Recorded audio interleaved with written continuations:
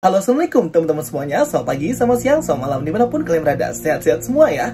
Oke teman-teman semuanya, di video kali ini kita akan ngebahas ending explain, penjelasan ending dari film Thor Love and Thunder. Warning bagi kalian semua yang belum nonton filmnya ya, karena video ini akan mengandung spoiler alert banget. Jadi di sini aku akan menjelaskan ending dari cerita Thor Love and Thunder. So make sure kalian nonton videonya dari awal sampai akhir. Let's check it out. Oke teman-teman semuanya, jangan lupa ya untuk nonton video-video penjelasan detail aku yang lainnya yang bisa membantu kalian memahami film Thor Love and Thunder ini, dari mulai apa itu Omnipotent City, dewa-dewi yang muncul di film Thor Love and Thunder, entitas kosmik maha dahsyat yang muncul di film Thor, Council of the Godheads atau pertemuan para dewa, semuanya sudah aku bahas di video, linknya sudah aku pin di kolom komentar. Oke guys, kita akan bahas ya ending explain dari cerita Thor Love and Thunder ini. Jadi di akhir cerita itu kita melihat ya bahwa anaknya Gorr yang namanya itu adalah Love, yang sebenarnya adalah anak aslinya Chris Hemsworth, itu menjadi anaknya Thor ya teman-teman. Jadi dirawat oleh si Thor itu sendiri sebagai anak didiknya lah, yang memiliki kekuatan kosmik ya. Terlihat di film dia bisa mengeluarkan kekuatan kosmik dari matanya. Kenapa kosmik? Karena dia seperti energi berwarna ungu dan seperti ada bintang-bintang itu di kekuatannya. Jika kalian perhatikan ketika Gorr akhirnya memutuskan untuk tidak jadi membantai para dewa dan malah mengembalikan anak perempuannya, terlihat ya di refleksi danau atau air yang di bawah itu, terlihat anaknya itu seperti entitas lainnya, dan aku ngelihatnya itu mirip banget dengan karakter Singularity yang ada di Marvel Comic. Tapi setelah kamera itu menyorot anaknya, dia jadi kayak manusia lagi. Jadi memang anaknya ini mungkin perawakannya mirip seperti Gorr dan memiliki memori ingatan tentang ayahnya.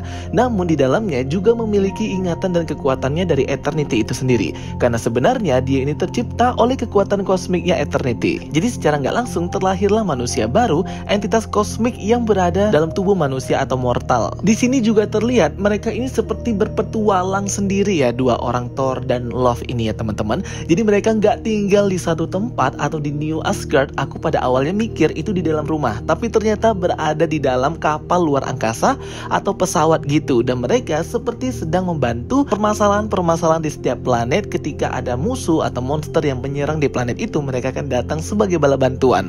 Mirip-mirip Guardian of the Galaxy lah. Dan juga post credit scene-nya menampilkan akan ada Hercules nanti yang akan join ke MCU dan sepertinya akan melawan Thor karena disuruh oleh bapaknya Zeus yang sudah dilukai dan dipermalukan di Council of the Godhead di Omnipotent City. Sehingga Hercules pun memutuskan untuk menyerang Thor ya teman-teman. Pastinya nanti untuk film Thor berikutnya atau judul berikutnya akan terjadi Thor versus Hercules. Dan pastinya karakter Love atau anak dari Eternity ini akan menjadi salah satu karakter penting karena kekuatan yang kosmik itu. Dan sebenarnya kita masih belum tahu juga ya, ini Love ini karakternya referensinya ngambil di komik itu yang mana, Singularity atau Children of the Eternity. Karena kita tahu bahwa di komik Loki volume ketiga yang rilis tahun 2019 memperkenalkan dua entitas atau makhluk baru yang terlahir dari Eternity, terkenal dengan Children of Eternity. Jadi ada cewek ada cowok, si cewek bernama Now dan cowok bernama Dan. Tapi sepanjang perjalanan Marvel di komik, Eternity itu memiliki anak, ada 7 anaknya. Yang pertama ada Ion yang patungnya itu muncul di kuilnya Eternity atau Altar of Eternity di film Thor.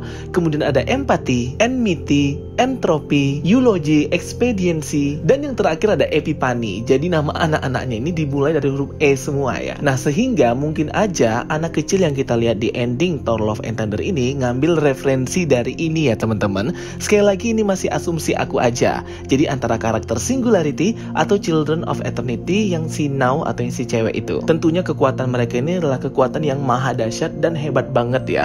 Sama seperti patung-patung yang kita lihat di kuil tempat pertarungan terakhir antara Gorr, Thor dan juga Jane Foster di Altar of Eternity. Ada patungnya Living Tribunal, ada patungnya The Watcher, ada patungnya Eternal One Above All yang kepalanya itu hancur waktu di film kemarin. Terus sebelahnya ada Lady Death, Ion yang memang anaknya Eternity, dan juga Infinity. Jadi tentunya kita kalau ngomongin soal entitas kosmik itu pasti nggak akan ada habisnya karena mereka ini sangat luar biasa hebat, dahsyat, luas, dan pokoknya berpengaruh banget deh di Marvel Universe. Akhirnya kita melihat ya teman-teman bentukan aslinya Eternity di akhir film Thor Love and Thunder ini. Mirip dan persis banget seperti di komik ya, sederhana banget.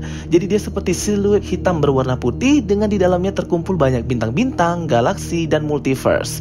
Untuk originalnya si Eternity ini juga sudah pernah aku jelaskan ya, bahwa Eternity ini merupakan perwujudan dari multiverse dan semesta-semesta itu sendiri. Jadi para makhluk hidup, superhero di Marvel Universe itu hidup di dalam badannya si Eternity ini atau di dalam kumpulan multiverse itu. Makanya kalau kita lihat di film kemarin, badannya Eternity itu yang hitam itu dalamnya banyak bintang-bintang dan galaksi-galaksi, yang dimana Eternity itu merupakan kosmos ketujuh dan tercipta dari pecahan kekuatan First Firmament ketika diserang oleh Celestial dan Aspiran. First Firmament ini merupakan makhluk multiverse pertama yang awalnya menciptakan Celestial dan Aspiran untuk tunduk kepada dirinya, namun akhirnya malah memberontak dan menyerang First Firmament. Celestial menang dan First Firmament terpecah menjadi kosmos pertama atau multiverse pertama atau Eternity pertama. Nah, jadi kayak gitu ya teman-teman. Kalau kalian mau baca sendiri di komiknya, boleh banget baca di komik Marvel Ultimate Ultimates ya. Di sini kalian akan mengetahui sejarah pembuatan Marvel Universe. Dan tentunya ending yang paling sedih itu adalah kematian Jane Foster ya teman-teman. Seriusan, aku kalau soal set endingnya, musik yang digunakan di awal opening scene Gore, kemudian kematian Jane Foster itu lebih bagus banget daripada musiknya Doctor Strange. Yang dimana musik ini tentunya sangat sekali berperan penting ya dalam sebuah perfilman, karena kan ini akan mengangkat adegan atau scene tersebut. Jadi ketika penonton itu melihat adegan itu akan terbawa suasana juga. Sedangkan di Doctor Strange kemarin itu musiknya aku nggak tahu ya, ini mungkin selera aja atau subjektif banget.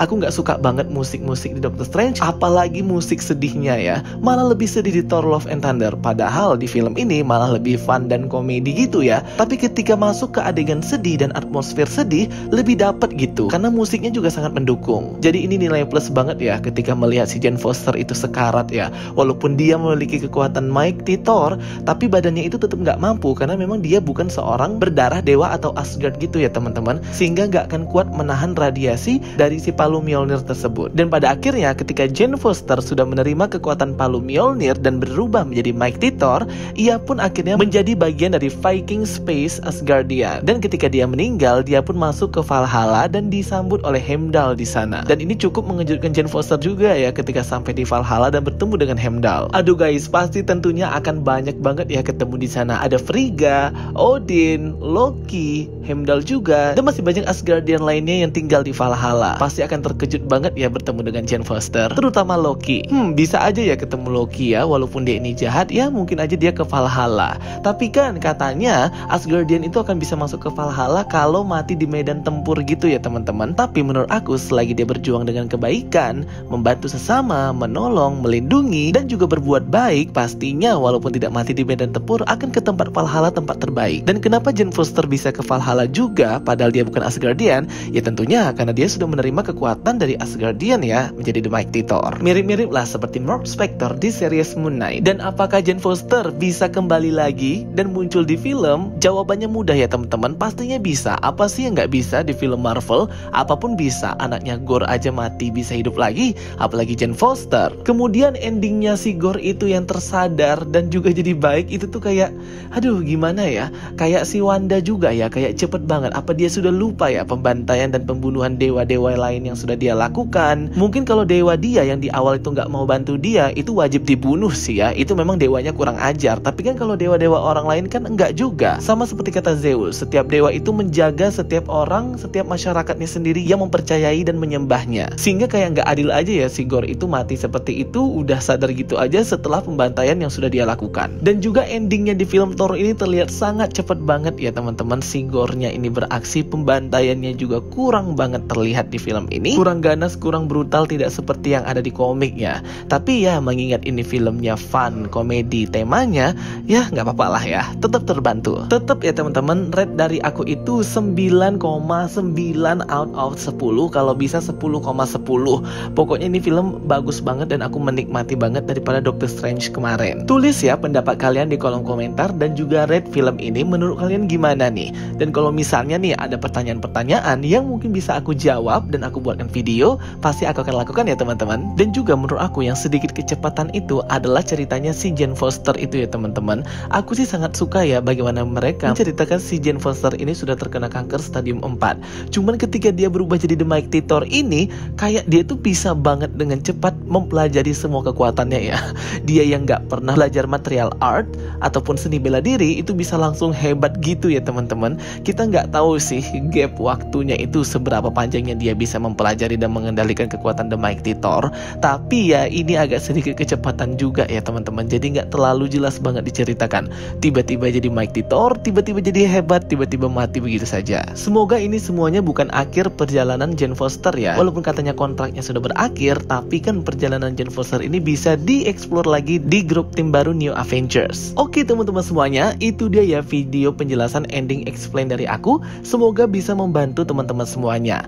Thanks for watching my videos. Don't forget to like and subscribe ya guys. Kita ketemu lagi di video-video aku berikutnya. So stay tuned and stay watching. Sampai jumpa semuanya. Bye bye. See you next time.